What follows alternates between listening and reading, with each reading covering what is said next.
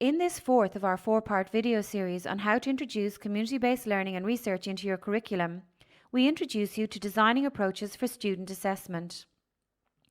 Here we will ask you to think about what you believe success will look like if you do include a community-based research or community-based learning activity. How do you think students could demonstrate their achievement of these learning outcomes? Does this require a different form of assessment for your module, or could an existing assessment be revised? There are a number of decisions you need to think about. What type of strategy will you apply? What techniques will you use? How many? How should elements be weighted? For each assessment technique, it's important to consider the criteria you will use. Will this element be graded or not? What are the criteria for community engagement? Name who should be involved in assessment.